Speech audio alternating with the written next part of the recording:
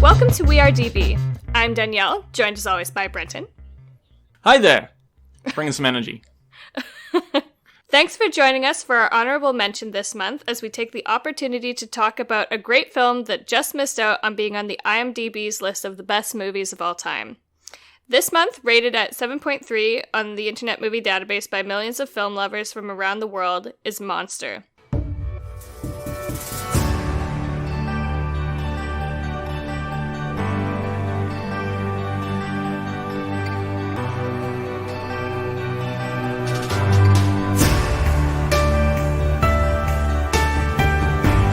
Released in 2003, starring Charlize Theron and Christina Ricci as the two leads, Monster is a non-fiction crime movie based on the life story of prostitute Aileen Wuornos. The movie is written and directed by Patty Jenkins.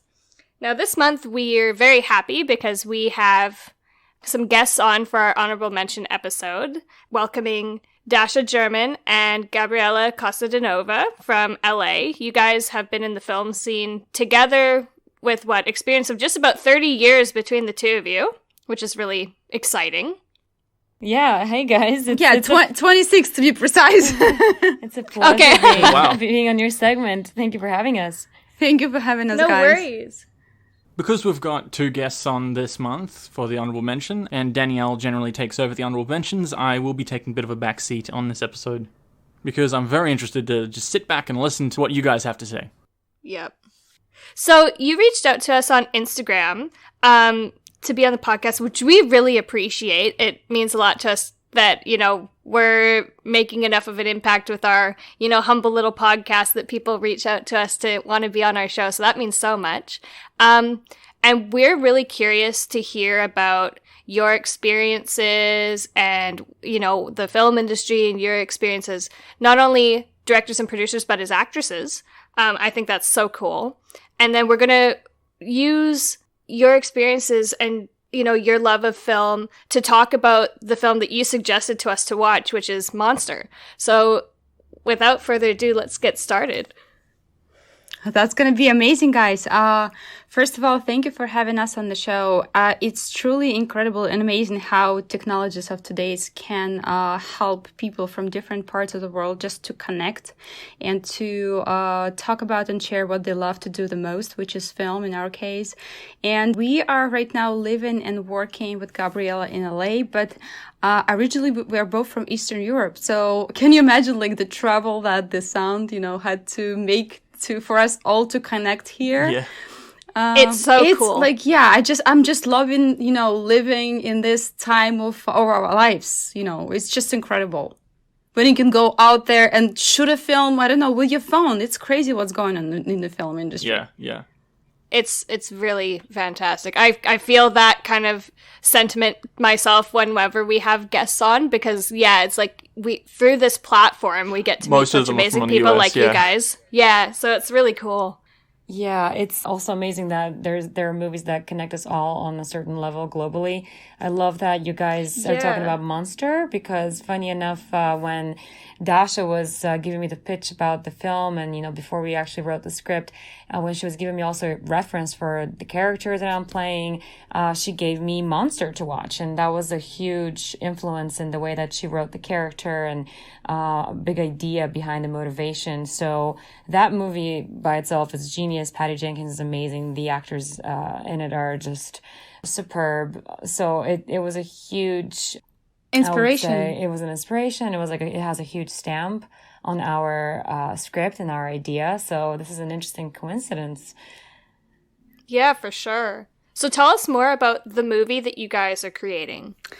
So we like to talk about Bad Trip as a road trip thriller, which tells the story of a woman, Sophia, who goes on a trip with her husband. What she doesn't know is that her husband takes her on a trip with an intention of her not coming back home. So he has a plan of getting rid of her, and he has somebody helping him to get rid of her and split the insurance money.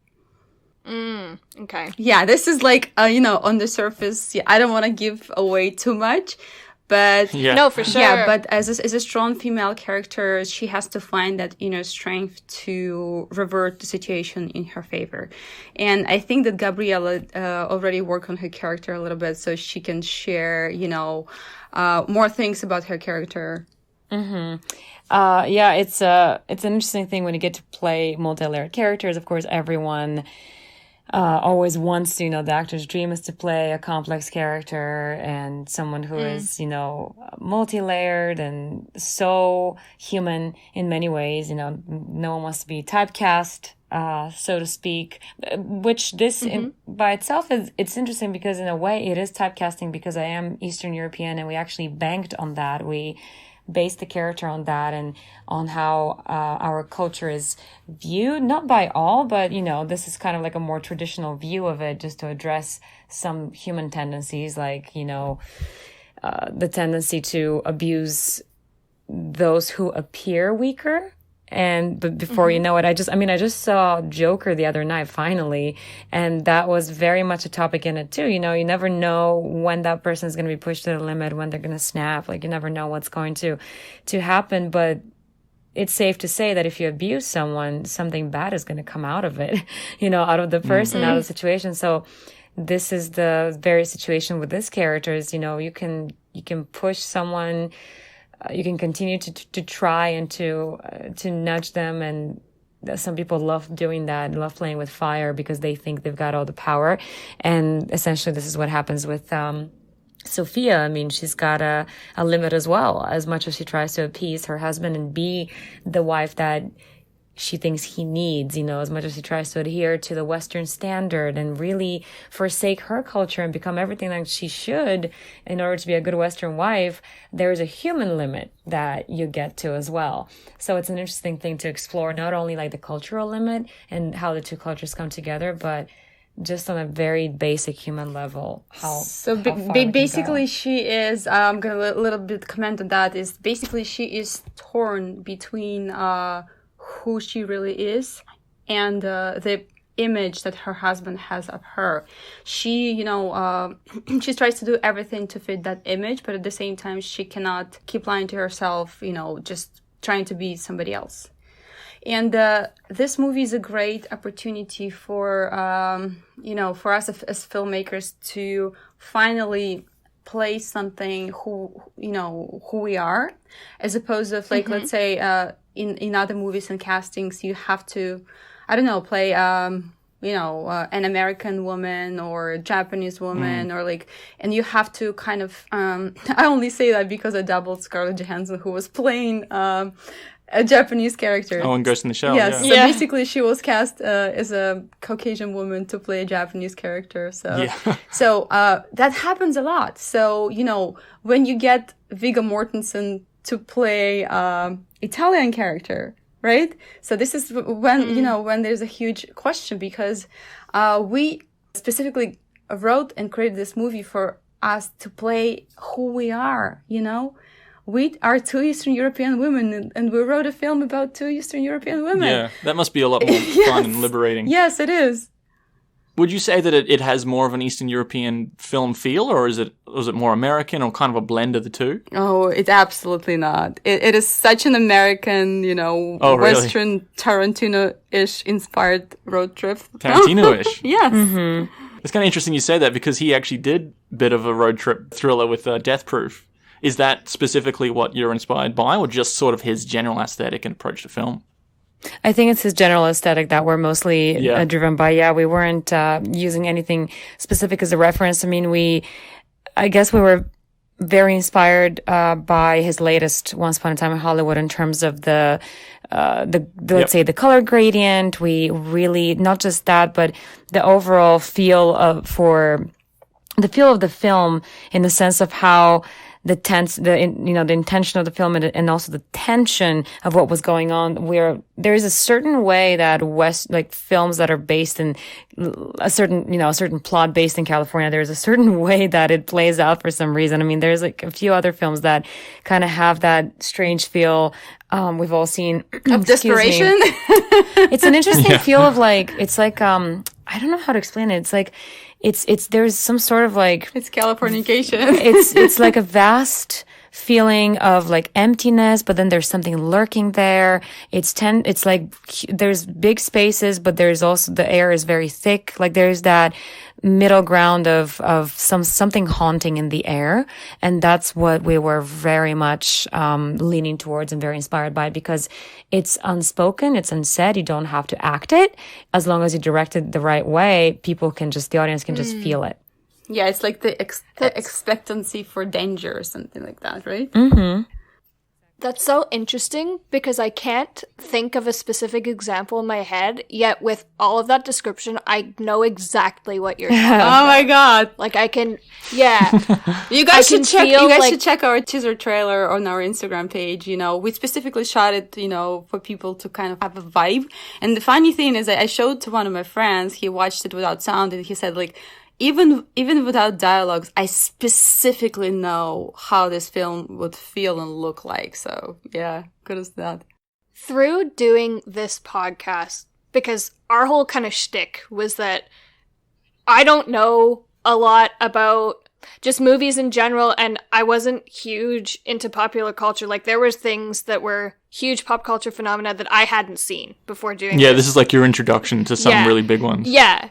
And then Brenton has seen a lot and knows a lot about, you know, production companies and directors and specific actors and how they're generally cast and things like that. So to go through this process of making this podcast, I have learned so much about just how directorial choices can influence things like that, which, you know, on a surface level, as let's say somebody who just goes to the movies once a month and you see, you know, the big box office features, I never would have picked up on those cues. But again, like I know what you're talking about. It's the use of lighting, it's the use of color grading, it's the use of camera angles. Yeah. Like it's just given me such an appreciation, because let's say a year ago, you wouldn't have enjoyed talking to me. I wouldn't have been able to pick up on what you were talking about, you know? Hey, thank you for saying that. Yeah, we want to make a movie an experience. We want to take you guys on a journey and, like, you know, have you guys on the back seat and have you to go through everything's going to happen together.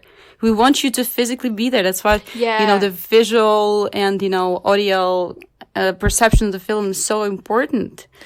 Yeah, and I'm so glad that it resonates with you, because I think that's exactly the reason why we're making it that way. I mean, I think it's such a visceral human sensation that there's so many unwritten and unsaid things that are within us that's just how we're born. Like we have like a full palette of color as human beings that no one ever doesn't have something. I think we all have every single facet of being human. It's just some things are not tapped into until a certain experience. Until it's challenged. Yeah, and it's I just think that with a film like that, when you see something of that color grade, that, you know, that tense music, there's always that razor sharp tune somewhere or something in the distance that echoes. Like there's a part of your brain that's like, wow, I feel like I've been there, even though I haven't. You feel like you've been. So that's exactly that's what we love about Tarantino. That's what we love about filmmakers that really ride that edge, I guess, of this tension. And because that's, I think, a movie tone should vary, a film tone should very closely relate to the story, of course. And I mean, I think the way that it looks and it sounds is like that, like sound and picture are actors as well, is how I like to think. Yeah, they have their separate parts. That's a really interesting way of looking at it that I'd never really thought of before, but you're absolutely right. Well, I'm glad we're, I mean, honestly, this is a great conversation because we're reaching, like everyone is adding their idea to it. And I think we're kind of really scratching the surface of something that's so grand. And we're so happy that we live in a time when female filmmakers are finally starting out and starting to have their opportunities, you know, to go there and shoot their stories and tell their stories, and like to finally tell the world that we have a lot of, you know, creation in us and, you know, the desire to tell stories. And funny enough, Absolutely. all those stories shot by females. I just recently saw a new movie directed by Greta Gerwig, the one that she directed Lady Bird. It's called Little Women. It's a period piece. It has Meryl Streep. It's got a great cast. Yes, Yeah, I've seen the trailer for it. Saoirse Ronan, Timothée Chalamet, Laura Dern, etc. All those great guys. Emma Watson, and all those guys speak with different accents. They all come from, all over different parts of the world, but yet, they're playing members of the family, which is like just incredible to watch because, this story is told through female eyes. And, we're so happy and so grateful to join this amazing, number of women who are, absolutely fearlessly going out there and just creating their own art. It is really empowering, isn't it, as a woman to become part of this collective of other women. It's like you have this strange, surreal connection, I find, when you're looking at creatives who are doing, their amazing work. And I don't know, it makes me, proud of my gender. I don't know. I don't want to, turn this into a political thing, but yeah, I feel where you're coming from. I think it's a great feeling. Why not? I think it's a very beautiful thing to see how each gender can bring something, because I've always been a true believer in the fact that each gender has their point in the world, and I've never been, and I think it's a beautiful thing to see what a woman's touch can bring. There's even a study about what a woman brings in the workspace and how we see things differently. And I think that when men and women join hands together, then you get the full product, so to speak. Of course, female driven stories or direct stories are great. But I think when it's only one faction, something is going to go to an extreme. That's why I think it's a beautiful way for women to be given a spotlight. But we all know that the people that will be on set, everyone will be guided by that vision, that female driven vision, but everyone will be hands-on helping. And I think that's the beauty of it. It's we're all aiding each other's movement, so to speak, because there's a lot of men that support it too. And that's a wonderful thing to see too. I think it's very empowering to see how a man wants to see a woman succeed too. So it's great. I think it's a great symbiosis, and it's kind of like a yin and yang, and it just continues to flow, and hopefully neither ever overpowers the other one, because that's when we have a problem. I'm just feeling I'm seeing all this beautiful imagery in my head about balance. It sounds so great. That's so amazing. You're I think we're made from the same cloth there. It's that time, in history when even the studios are slowly starting to believe that a woman, character, a superhero, a female superhero, can actually carry the film.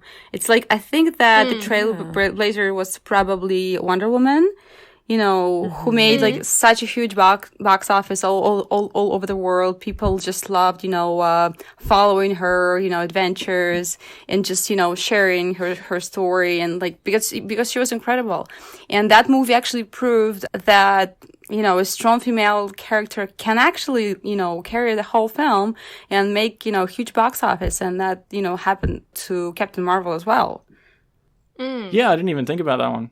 I was just going to say, as someone who isn't in the film industry, and I am obviously male, I'm not looking for these things, but it is noticeable that even in the last 5 years, there's really been a resurgence of women filmmakers, and it's people like Greta Gerwig and Patty Jenkins.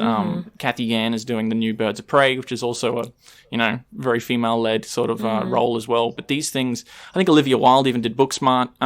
There's big resurgence, becoming very popular, and I think Patty Jenkins is one of the ones that's really leading it with the new Wonder Woman movies. And I'm glad you guys picked Monster for this honorable mention. I was even looking over the episode, the movies that we've covered on the show, and only one of them has been directed by a female, and that was City of God. And she was a co-director with Katja Lund. I was looking over the top 100 or the top 250. And very few of them are, maybe 2 or 3 in the whole 250, and that's kind of a shame. And I'm glad that there's a resurgence. Yeah, and because that was not even a thing back then for a woman to direct a film. Nobody even considered that. It's interesting for something like Little Women. I don't think that I don't know, a man could do as well of a job on that subject matter. There's particular topics that, like even Booksmart, it's very female-centric sort of thing, and I don't know if you'd be able to get such a deep dive. I don't know. I feel like women will be able to bring something to that sort of subject matter. I have an acting teacher that actually said something about that, how men, and there, again, there's power on both sides, and I think we're made different for a reason. Men, there's more logic and analytics and more reason behind it, so everything is performed it's done very well, very strategically. It's put together technically amazing. And that's like, the strong male side. And then the absolute female side is a lot of instinct and emotion. And he was actually saying something about how it's hard for a woman to direct, for example, to direct a man, because women always think one step ahead, because we're always about that instinct, that emotion, that whatever is coming. Whereas the man is like, no, I want to make sure I get this right in this specific moment here. So it's it's a different situation when a woman is directing a woman as well. Of course, all of that is happening. Females direct males and males direct females. Of course, like great work happens, but it was an interesting way to look at it, that when a female is directing another female, they're kind of on the same page, because they both are, because of our kind, because of who we are. We where to tap. Which place to tap. Yeah, we to know get certain emotion exactly, out of the actors. exactly, yeah. And that's the beauty of it, I think. And I think there's full respect to that. It's like if we have a certain strong suit, might as well use it. And if Patty Jenkins is amazing, clearly she's incredible at directing females. She has incredible films because of that. Hey, let's use that. Let's utilize that. And Dasha, when we shot the teaser, just shooting the teaser itself, it was just very fun and it was just great to work with her and to get direction from her, because I was very curious. She's also an actress, but I was curious. I was looking forward to seeing how we work together with her as a director and me as an actor. And it was very easy. She would have to tweak one thing or give me this one prompt, and everything would turn and change. So it's an interesting game too, like just finding out how we play. Have you guys worked together much before? We've only worked together twice before. We met on a set for a commercial. We kind of clicked there. We kept in touch, and then we worked on another film where we actually got to act together. And that's when we immediately felt the connection that we had, and how just kind of unspoken it was. And we just wanted to continue exploring that. That's cool. That's really cool. It's also great as a director, once you have a story, to see how those characters that you put on the paper are actually turning into real people, and the problems and words for characters that you put on the paper actually becoming the problems of those people in the scene. This feeling is incomparable with anything probably in the world, because like what once was a dream is in front of your eyes right now, is becoming a reality. Yeah. It must be so surreal.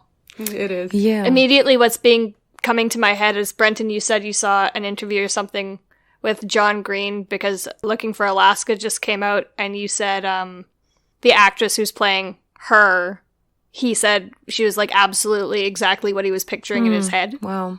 Yeah, because that was the character that he wrote back in 2005. That was his first book, and he was sitting next to the actress, dressing exactly like this person that he wrote and has had such emotional connection with, and down to her fingernail polish. And he's like, "This is quite emotional for me." Mm-hmm. So I can imagine it must be surreal, just how thinking up these characters and writing them and their motives, and then seeing it in film and seeing it played out. It must be really quite surreal. I think it's because I also write and direct. Whenever you create something, and this human experience comes out of your soul, how you feel it, how you see it, because everything does come out from a true place, a real place, otherwise we wouldn't want to create. It's an interesting thing to see it, like you said, played out, and someone else is living in that situation. And if they connect to it, then it's almost, it's not even a feeling of, self accomplishment, or you feeling amazing about who you are. I think at that moment you just feel grateful that you are able to reciprocate and prolong that human experience and create something of its own that someone else was able to tap into. Like, you literally became a channel for what the human experience is. And I think that's the beauty of the true creator never wants to take credit for it. They just want to put it out there so they can spread truth As they say in Russian theater academy, they say like you have to provide your body, which is an instrument for a character to step in and take over. And also, interesting thing about writing this movie was, when you're writing a film for actors who you already know going to be playing the parts, it becomes such a different animal than just to write the movie first and then try to cast, right actors who will probably be right for the characters. It's absolutely two different experiences, because when you write, you're already imagining those people, actually like in your head playing those roles and saying those words. So it's easy for you to, to make a perfect product, because everything is happening in your head as you write. I'm sitting here and I'm just like, this is probably one of the deepest conversations. Oh, we're so we've sorry. ever We don't want to be boring. It's good. It's interesting to look into these things. I'm so and think about happy. it. You should ask us about LA and fun stuff. No, this is a great thing. It's actually, at first I felt a little bad. I was like, oh man, there's like a silence. But no, if this silence means thinking, great. Yeah, no, it's just like, I'm just like, wow. Because again, I really feel like I'm connecting with what you're saying, and it must just be amazing to just, sit there and realize that this is what you get to do every day and what you've done, and that it's so cool. Thank you. Well, I'm glad. What I'll say is that it's kind of in the lieu of what I just said, is that, of course, we're super grateful to hear that, but we're just happy to be connecting with something that's this universal human experience. So I'm just happy that we're all connecting on the same plane here, and we're playing in the same playground in a way. And I don't know. I mean, I think it's when it's such a passion, and when it's something that you hold dearly so much, and when you really love what you're doing. I'm sure everyone who's ever had a passion, you find that it's not the easiest thing to follow it always. It's not the easiest thing to, you're not always on fire 100% of the time. Sometimes it's going to hurt physically. Sometimes it's going to be tiring. Sometimes you're going to want to give up. Oh, most of the time. Most of the time, actually. Yeah. Exactly. So, and that's exactly that's a part of the process too. I think that's really is what it defines that passion, when you have to. I was talking to someone recently about it, how so many people, they always say they come with stars in their eyes to LA or wherever it is, whatever it is you're doing, people come with such a vibe and such motivation, and everyone just wants to make it right now. And I get it, it's from that excitement to plunge right into it. But there's something about the battle, scarred veteran that is humbly just doing their job, and they're doing it so well that really kind of makes you listen and makes you just look up at them, and then learn from that and try to do that work. And I think, and I speak here for myself, and I think Dasha would agree, just being here, the longer you're here, the longer you're overall in that industry, or the longer you're pursuing your dream, the more you realize how much of a labor of love it is, and every single element has to be carved out so carefully as well. And sure, passion drives us, but at the same passion time, was the initial reason for us to do this. But actually, we started to think about Bad Trip about, I would say, 3-4 months ago, and we're still in pre-production, because and we're working on it every single day, honestly. And this is how much work it takes, for a movie to get into the production phase. And I'm not kidding you guys. And that's what I was going to say, is that passion drives us, but craft is the one thing that makes it happen and makes it good. Because we all, and that's why I said that we are all born with the ability to be creative and to see amazing things. Like, I think everyone, that's what they say, is that the richest place on earth is the graveyard, because of so many people that haven't realized their dreams or potential. And I think it's because it is hard. It is hard because we all, every single human being, I don't think there is a single human being who's not capable of being incredible. I think the main difference is who is willing to go through that hard work that's very tiresome sometimes. Many times. Many times, yeah. But that's what makes it so beautiful. And I think once you develop that discipline and you realize, you just know that it's going to be hard by default, it makes it so much more gratifying and so much sweeter when you really have that final product. And I mean, when you think about it, if you were like baking a cake, let's say you just bought it from the store, you open it and put it on the table, it doesn't feel the same as actually making the whole thing from scratch. That takes you like 3 or 4 hours. It's not the same. Yeah, it's a process. And I think it's like pain is just such, I don't want to sound like so deep and dramatic, but like pain in general, whether it's physical pain, emotional, pain in terms of having to be patient. I think it's such a part of the process of humanity. Like it's programmed into us that just paying your dues is just so important. And that's because pain is something you need to overcome to become stronger. Yeah. If we look at it this way. Exactly. And with this film, it's the same thing. Every single thing we've done, it's been so far, and I'm sure it's going to be, we're kind of like a 20%. There's 80% more to go until it's done. I would say 90% more to go even. And the reason I actually reached out to you guys was because, we wanted to talk about the process of making a film, by somebody who has to learn for every single stage of, making this film. And this is what we're so eager to share. And we're so eager to connect with, our audience and, with people who are interested in, in filmmaking, being female or just being male. It doesn't matter so much. So they can actually follow us in our process on our social media pages, on Twitter at Feel Real Films, on Instagram at Feel Real Films, or on Facebook under the same handle, or even our personal accounts for Gabriela and myself, because this is where we take our process of creation, out to the world to share how we're, doing this. Because if we need to put together, let's say, a crowdfunding campaign, something what we were working on right now, for our movie to get finance and to put it on its feet, we don't know how to do this. But, we found the courage, we found time, and we found strength to learn about it and to study and to become pros and to just do this because it's a part of the journey. And we're ready and willing to share how we did it, and everything that we learned along the way with the people who just step in on this ground. Everything I'm hearing you say, and you can chime in on this, Brenton, I think they would get along really well with Mike. What do you think? Yeah, it's interesting because we had Mike Pecci on, who does a film podcast, In Love with the Process, and he basically talks about the behind the scenes of the filmmaking process. And shows you behind the curtain as to what is the real life and stuff. And he actually made that exact same analogy that you made with the cake, but he said cheeseburgers. It's not the same as making a cheeseburger for someone as if they just want to go at McDonald's or something, He made that very similar comparison.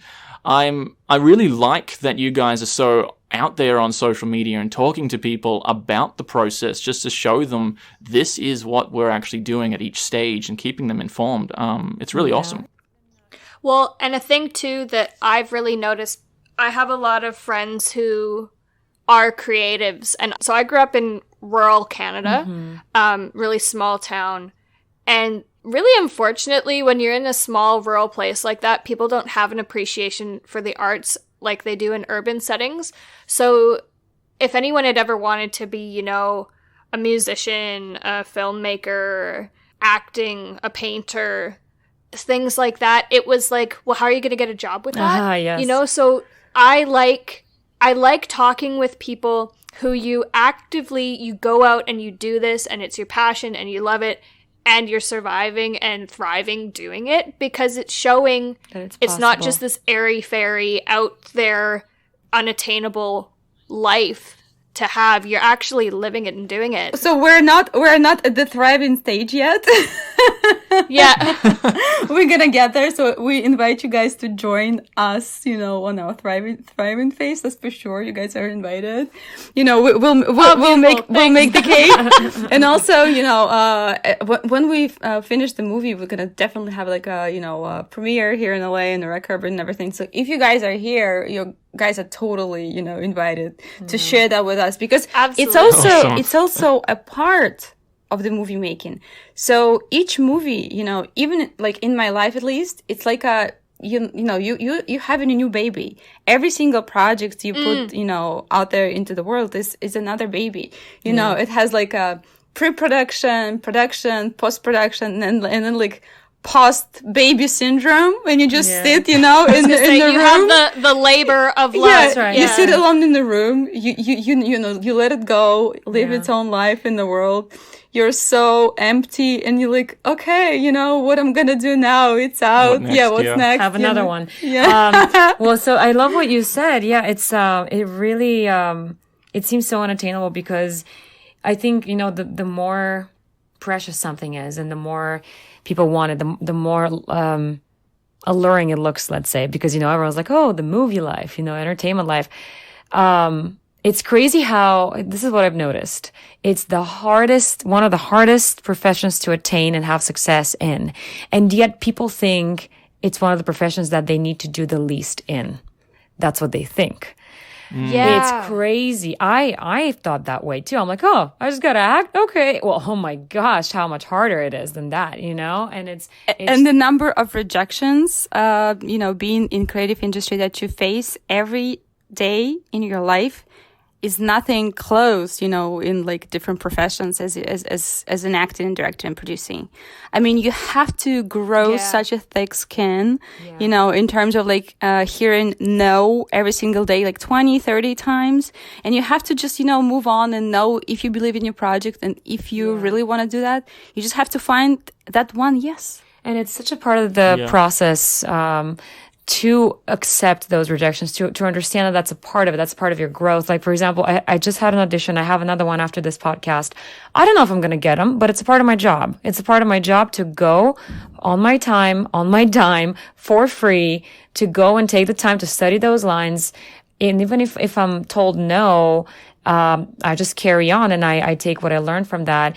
And it's, but the most important thing is to keep showing up and keep doing it. And even Bill Hader, whom I love, he's such a great actor. He said something about, just putting out content, no matter whether it's bad, mediocre, or good, just keep putting it out there, keep creating, because only through creating and practice, you actually get better. And eventually, it's all practice. Absolutely. It is all practice. I had a time in my acting, which was very recent actually, a time when I literally was researching talent versus hard work. And I was convinced for a second there, the bad voices in my head were telling me that if I don't have pure talent, then no matter how hard I work, I'll never be able to be incredible. But I don't think it's true. Of course, talent helps a lot, still requires work. But I think hard work is literally that is it. That is the process. That is the way to success. It's all that hard work. Because everyone, as long as you're human, I believe you're naturally talented to be able to act. As long as you can experience human emotions and you don't sit cold as a stone during a funeral, then you can be an actor, it's all about honing it. And, it's very beautiful to see then those career that become a career after a certain amount of time and a little bit of suffering, a little bit of thickening your skin, to the point where you go into the audition, you leave the room, and then you're like, I don't care what happens. I just did my job and I did it well. And I feel like at that point, then you know that, all right, I'm doing my job as it's supposed to be. And whether I get a chance or not, that will be determined. But just like Newton's law, every single action has, a reaction of the same strength. So the more work you put in, the bigger your chance gets, that you will make it, you will be, and by making it, I think everyone kind of has this concept of making it means you become a multi-million-dollar star. I don't think so. And that's what I was afraid of for the longest time. I was like, wow, do I have to be, in order to make it, do I have to be as famous as all the A-listers? I think making it just means working regularly and doing what you love. And getting paid for it. And getting paid for it and being able to live your life. If you're getting paid for doing what you love, I think that's making You've made it. That's it. A lot of Hollywood actors, like when they interview them on set, they go like, oh my God, guys, I'm so happy to be doing what I love the most and getting paid for it. This is just incredible. Yeah, it's just, whether you become famous or not, that's out of your hands. Whether fame should come if someone notices you. Fame should not be the purpose of any art creation, exactly because then if you're doing this for wrong reasons. Mm-hmm. Yep. Absolutely. Yeah. So it's as they say in Russian theater school, they say, if you cannot act, please don't act. So they say you should only act when you cannot to act. If you cannot act, please don't. Yeah. You just develop a stamina. It's for certain people, but it is fun. It's amazing to connect with the world that way. I've had a lot of conversations with my dad, who's a surgeon, and I have felt very humbled by that because he saves lives every day. And you just act. And well, the thing is, and he made the comparison. He said, I may be a surgeon of the human body, but you guys are surgeons of the heart and the soul. And I was like, oh my gosh, that hit me so hard. Oh my God, it puts so much pressure on me right now to make a good movie. But it's so beautiful because as long as you think that, then I think the art. You open a better channel for the art to flow through you. As long as you know that you're trying to inspire others and you're trying to really connect with another human being, I think that's when you actually let go of the pressure and you let go of that feeling of I have to appease this executive or that executive, or what are they going to think about this light here? I mean, of course, everything will be done properly, but you start to think more about what's this movie actually going to be, or what's this message. So yeah, because it stays forever out there. That's true. Yeah. The art stays forever. Which is also, there is a part of the pressure there for sure because of that. But I mean, I think when it comes from the heart, people know it and feel it. Absolutely. I promise you guys, so we're gonna submit that trip to quite a few Australian film festivals. So you guys should tell us, what city are you at. So I'm gonna be sure to, to make sure it's gonna be there so you guys can watch it maybe in the festival. Yeah, that's a great idea. Actually. Sure, that sounds great. If they want to pay for our tickets, that's fine too. We'll come. Brenton, didn't Biff just finish? I'm not sure about the film festivals. We're in Brisbane, so that's the Brisbane nice. International Film Festival. You can also submit it to TIFF, which is the Toronto International Film Festival. Oh, I think we will. I think to TIFF we're gonna submit. Actually, we're shooting that trip as a proof of concept for the feature film. So as soon as that one is completed, we're gonna definitely submit it to the major film festivals. Awesome! Exciting.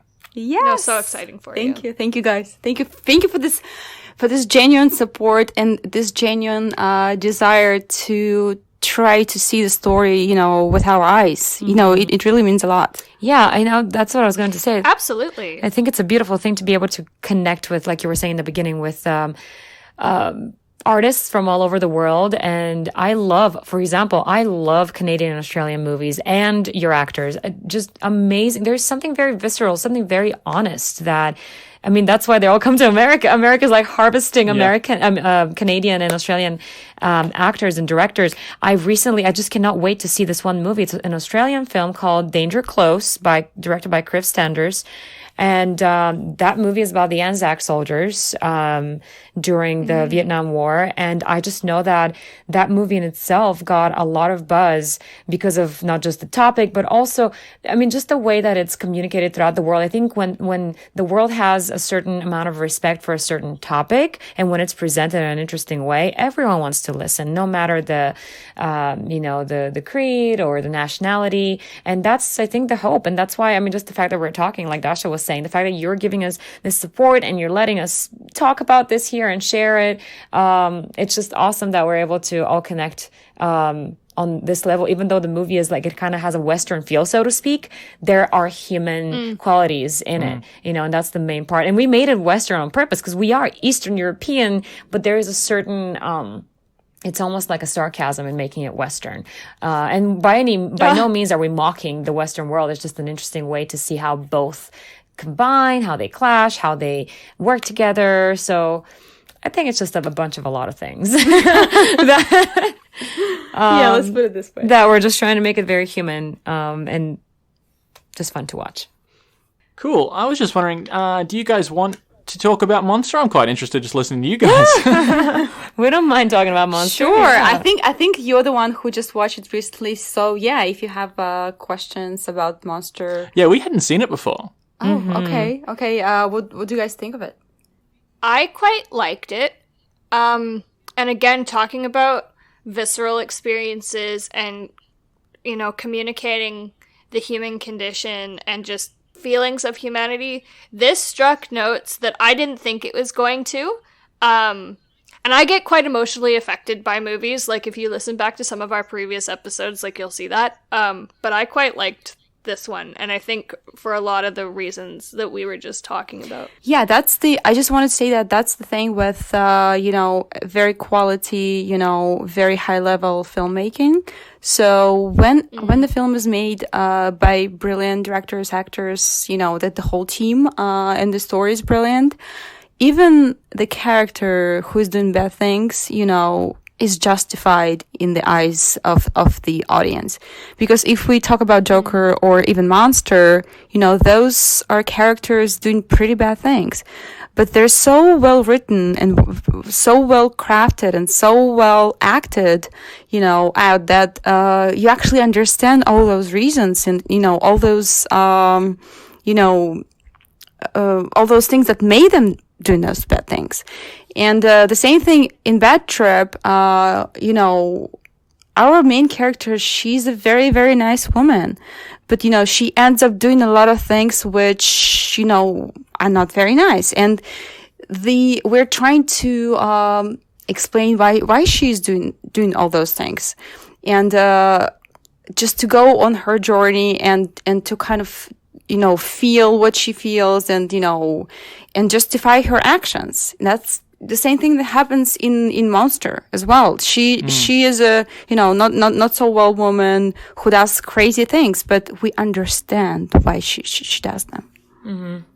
I completely agree. I really like it when they show you those really human moments, like you compared it to Joker. I haven't seen that, but I've seen that. I really like that you can see her motivations, you can see her thought processes, and that is really shown through the acting. And I think Charlize, she won the Oscar for this, and I think she absolutely deserved it. She was on another level. Mm-hmm. Like, it fascinates me watching these character pieces where the actor just like chews into the role, and I just find it so fascinating. And I think she was brilliant. Yeah, Charlize is a great actress. I actually went to the same acting school as she did here in Los Angeles. And, I had a privilege to speak to her acting teacher who, happens to be my acting teacher as well. And she said that, that woman, she coached Brad Pitt, she coached Halle Berry, she coached Charlize. And she said that Charlize was always trying to be better and to serve the truth of the character. She wouldn't stop at anything. She did everything it took to, to get the part right. And she would never stop practicing. And this is something that we, talked about today a lot. It really shows, yeah.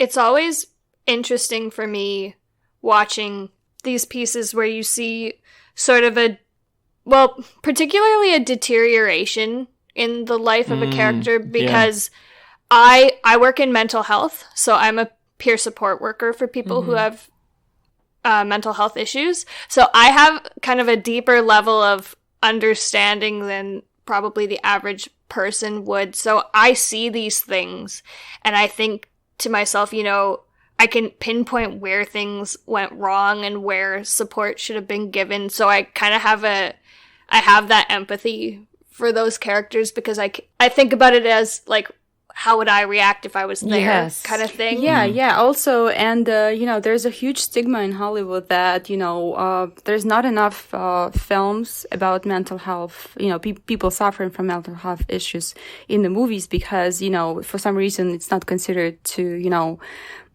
be given the right amount of attention. Yeah. But I think it's essential to make movies, like even maybe in a comic way, like Joker is a movie about a person who's suffering from, very, very severe mental issues. There's nothing comical or from comic book, in that movie except for the name and DC, right? Yeah. It's a pretty heavy movie about, a mental health patient. And I wish there were more movies like that for, normal people around them, who are, dealing with them on a daily basis to understand how they see the world and what actually is happening, with them because they honestly do live in their own world. And I think Gabriela's going to agree with me on that after, watching Joker, that, remember when he was dating that woman next door And this is something that happened only in his mind. Spoiler alert. Everything was an illusion. Nothing really happened. And I think there should be more movies exploring that, because, there's not enough attention given to people like that in their world. Well, I think it's really giving people permission to tap into that and examine their own selves, because honestly, whenever I watch movies like Monster or Joker, I found myself guiding myself through that experience and asking myself, would I have done the same thing? And I got scared a few times when I could not imagine how exactly I would react. Would I have done the same thing? Because we're very quick to judge these characters. But I think lately the way that movies have been made is, I think a lot of psychologists have really taken to consult, and then writers have become more psychological. Movies are always psychological for sure, but like Dasha was saying, I think there's more attention to it now. And I think it's a good thing, because we now get to really explore that psychological process. And like when we really start to see things from the character's perspective, now it's kind of like the anatomy of a murderer. You start to understand why. Doesn't justify it, but at least you have a little more compassion for them and a little more understanding. And I think in human terms, ultimately that's what we should be. We're very quick to judge. But I remember I was it was like 3 or 4 years ago, I was a part of it was like an investigation, discovery, crime recreation, and I was the lead in that specific episode where a woman had killed her husband and her stepdaughter. And we had 5 shooting days, and I had enough time to watch her interviews, and, she was, in jail for life, and I had to explore pretty much what she did, why she did it. And I remember being told that she killed, her stepdaughter because the character I was playing was abused when she was, a child in Mexico, and she was sexually abused, and she never grew up with the peace and love that her stepdaughter grew up with, and she was jealous of her. And for the longest time I was like, whoa, that is so weird. Why would she do something like that? But then when and that's the thing, we as people that have had relatively normal good lives, we are all of a sudden faced with this situation. We're like, I don't understand that. Why would they do something like that? But that's what it takes. It takes a little bit of time to just get into it, to try to understand it, to not judge it, but to meet it on the same even plane. And then you start to realize, man, that is in all of us. Like, yes, we are born with all the colors of humanity that could make something beautiful, but we're also born with all the colors of humanity that could make something horrible happen. Like, we all have the recipe and the ingredients in us that if you mix them the wrong way, it could cause an explosion. Every human being can react the same way when they're faced with danger, when they're faced with neglect, when they're faced with pain. Like, we all react kind of similarly. So Absolutely. It was just crazy to explore that. And I only scratched the surface. Like, you see people like Charlize doing that in Monster. Oh my gosh, the lengths she had to go to. She even said that movie changed her forever. She hasn't been the same ever since. I remember seeing an interview with her, which I can understand. You inhabit that character. You have, so there's a saying that, when you imagine something realistically enough and strongly enough, it becomes recorded in your mind as an actual memory and an actual experience. Your dopamine levels are the same as if you actually experienced it.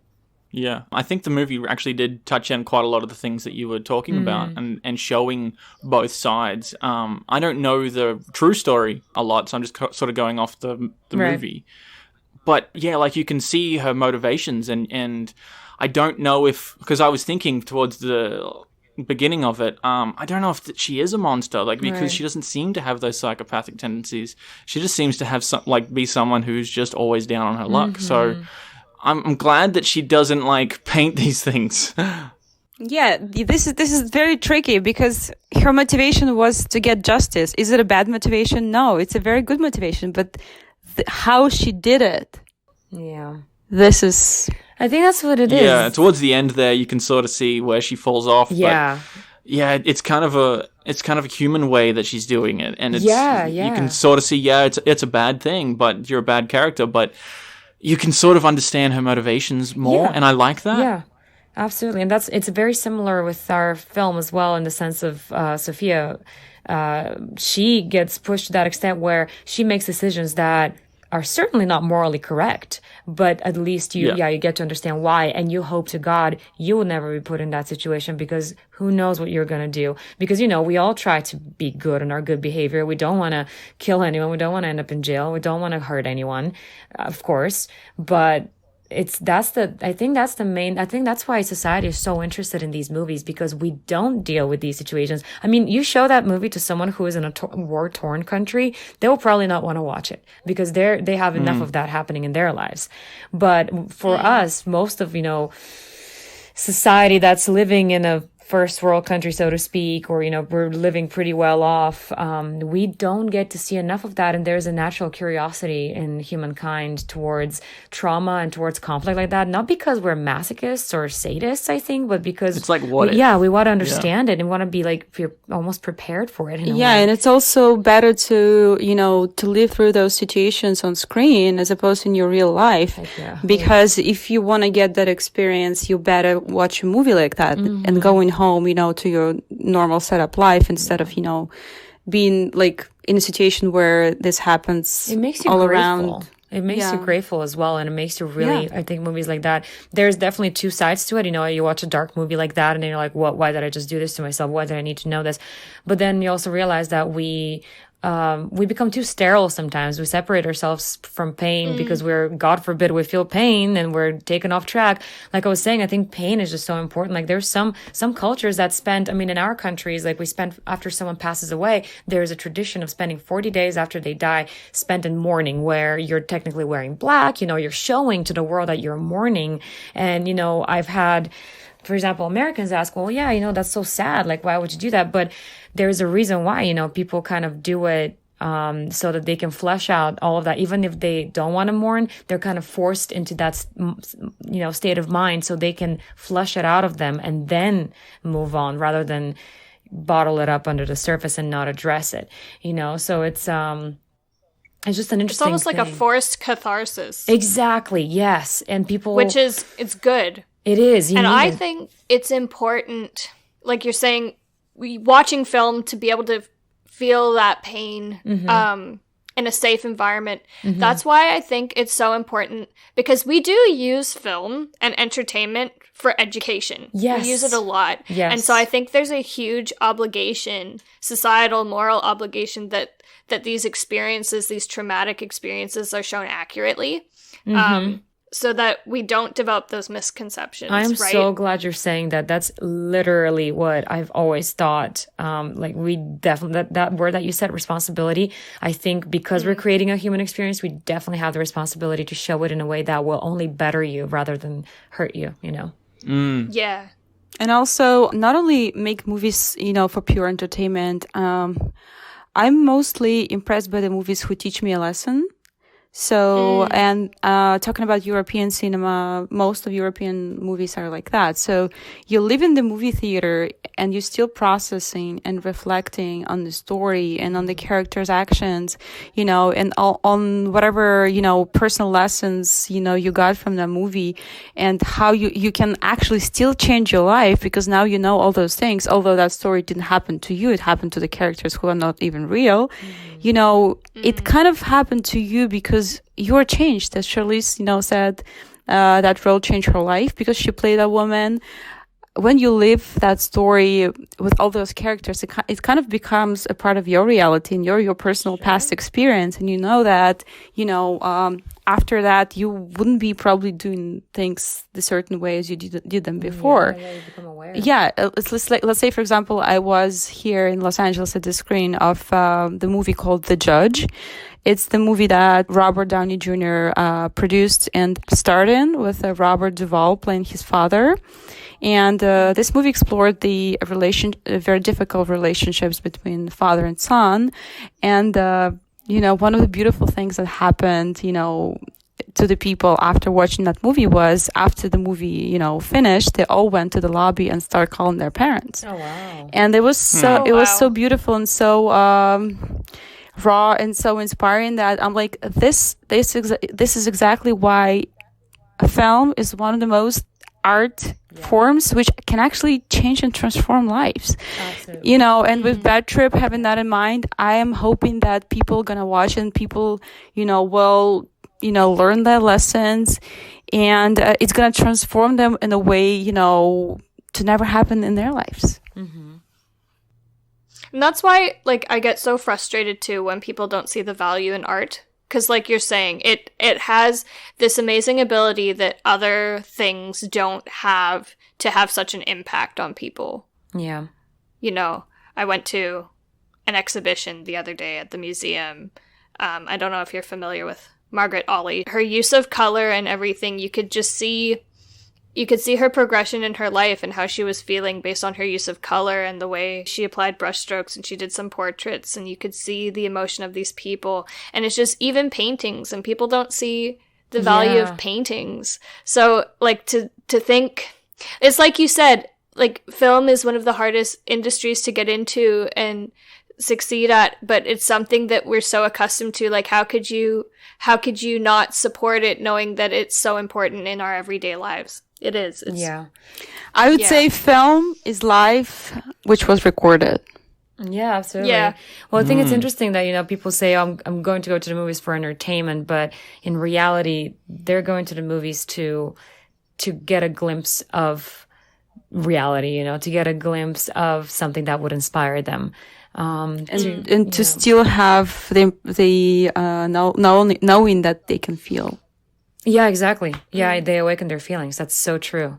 Yeah, I agree. I mean, I remember going to Picasso's museum in Barcelona and seeing the progression of, like you were saying with that artist as well, the progression of the work, from very neat and organized to all of a sudden very abstract. You can only wonder what happened in their mind. Van Gogh, same thing. It's just incredible to see a glimpse of their mind recorded on canvas, and it's so mysterious, and it only makes you want to know more and really think hard about these things that you probably haven't experienced, but they did, and you wonder, what did they feel like? Am I capable of experiencing that? So it's the same thing. We're just making it with moving pictures, which they did make a beautiful Van Gogh movie where through paintings. Oh my God, it's so cool. Yeah. We haven't seen that yet. That was an incredible way of combining the two. So incredible. Yeah. Yeah. Art, man. Yeah. Having some deep conversations here, guys. I'm loving gosh, yeah. Yeah, we didn't expect that. Hey, you need specific people for that. So you guys thank you for being incredible conversationalists and partners in this. Oh, thank you. And so open and perceptive. Thank you so much. Very smart people. Oh my gosh. I think there's some important topics to be talking up about. Yeah, we would appreciate you guys, definitely staying with us, in the process of making the Bad Trip. As I said, earlier, you guys can, follow our journey on our social media.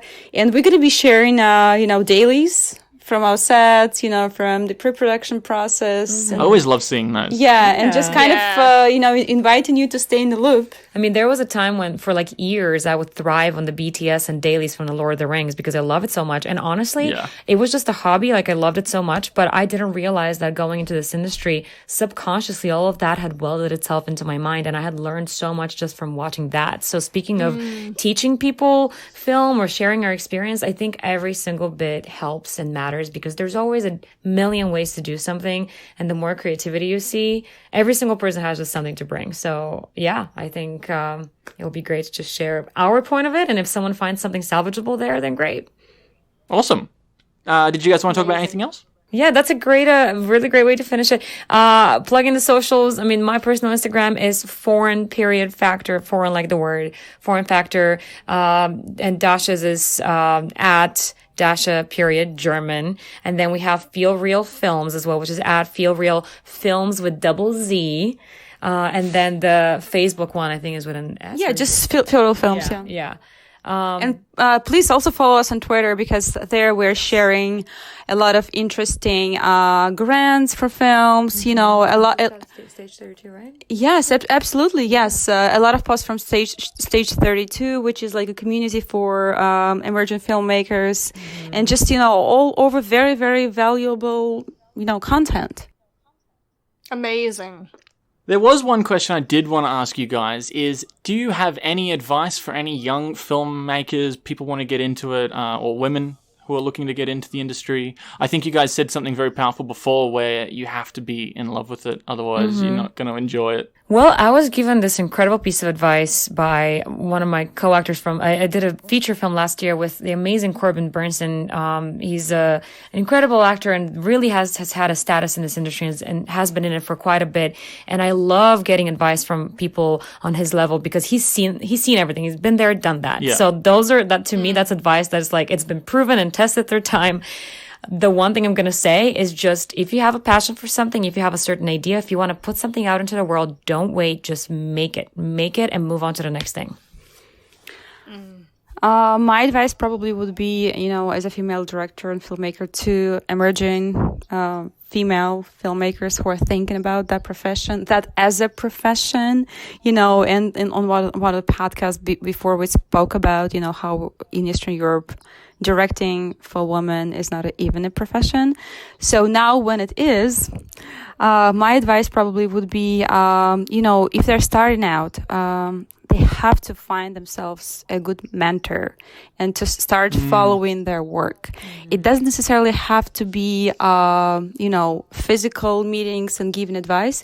It can also be following that person, in their work and seeing what they do and, people they work with and how they're doing this. So as soon as you found, somebody who you can follow and you admire the work of, you should definitely start implementing that into your own work.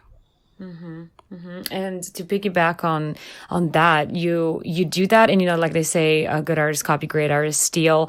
There is when I say steal, I think it's so totally okay. Even my acting teacher just last week was saying that, find someone who you admire and try to copy their work. Nothing wrong with copying good work and trying to make it your own. And with that said, just as soon as you feel like you have a grip on it, you don't have to be perfect. You don't have to be a Robert De Niro. You don't have to be a Martin Scorsese. They all started somewhere. I mean, and the reason why I'm saying this is because social media is so huge right now, and the digital world is so vast that you can make anything. Do you guys know the movie Lights Out? Yes, I have heard of it, but I haven't seen it. Yeah. So from what I've heard, this movie was a YouTube concept. They just made like a movie with their phones, and it got noticed by Blumhouse, and then they made it into this whole movie. So there's so many ways now that it's almost making me have this fear of missing out, in the sense that there's so much to be done. So that's what I'm saying. Just don't wait. Don't plan perfectly because you'll never make it. Just make it, put your heart into it, and then just see what happens. Get your phone, go out there and shoot. And doesn't matter if you're a man or a woman, just shoot. The people that are supposed to see it will see it, and they'll see the heart behind it if it's meant to go somewhere. But just keep making and making and making. Yeah. Keep creating. Yeah. Awesome. Well, thanks very much for being on the show. Thank you guys. You're awesome. Thank you so much. It was a great experience. We have been Danielle and Brenton this week. Thanks for joining us. Feel free to subscribe wherever you get your podcasts, check us out on all the socials, comment on SoundCloud, or support us on Patreon. We're probably most active on Instagram, but we do have Patreon if you want to go support us. If you would like to listen to this episode uncut and unedited with all the mistakes and natural banter, all the uncut episodes for every episode is over there. We also do bonus episodes once a month. You can submit questions, we do Q&A, ask us anything about ourselves or movies, whatever, and you get to vote on honorable mentions and stuff. So it's all happening over at Patreon if you want to go support us. Otherwise, thanks for listening.